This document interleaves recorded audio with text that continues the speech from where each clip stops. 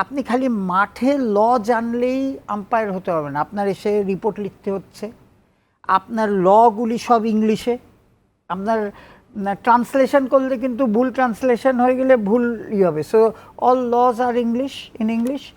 আপনার অনলাইন আইসিসির যে পরীক্ষা দিয়ে আপনি পাস করবেন সেটাও ইংলিশে, বুঝছেন।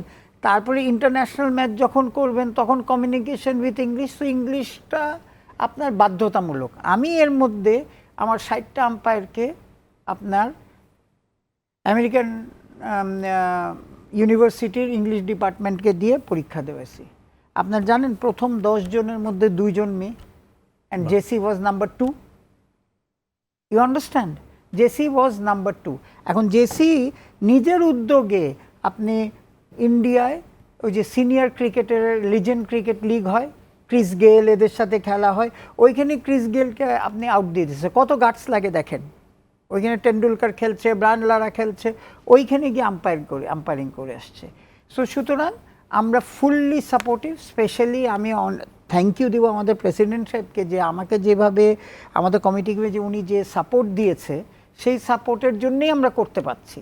কারণ আমরা তো প্রবলেম হচ্ছে আমরা বাংলাদেশের গণ্ডির থেকে বার হতে পারি না, যেটা উনি বলছে। আমি এখন বোর্ড মেম্বার হয়ে অনেক কথা বলতে পারছি না, কিন্তু ওই গণ্ডির থেকে আমাদের বার হতেই হবে।